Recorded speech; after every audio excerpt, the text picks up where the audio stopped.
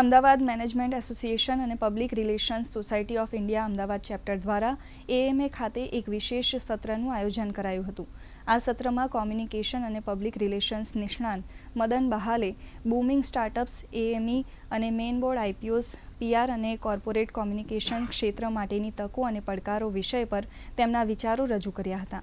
આ ઉપરાંત આજના આર્ટિફિશિયલ ઇન્ટેલિજન્સના યુગમાં ટ્રસ્ટ વર્સેસ ફેક ન્યૂઝ જેવા અતિ મહત્વના મુદ્દા પર પણ પ્રકાશ પાડ્યો હતો.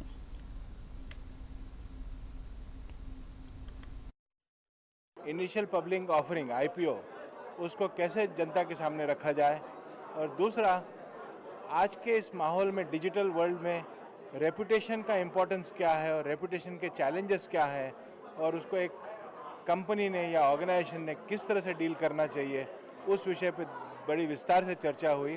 बहुत सारे सवाल पूछे गए, बड़े इंटरेस्टिंग सवाल थे और रेलेवेंट सवाल थे. तो हमें बड़ी खुशी हुई कि हम आके आज सब लोगों से मिले अहमदाबाद में, और ये चर्चा चलती रहनी चाहिए, बिकॉज ये जो फील्ड है बहुत तेज़ी से इवॉल्व हो रहा है और इस पर लगातार चर्चा होती रहनी चाहिए.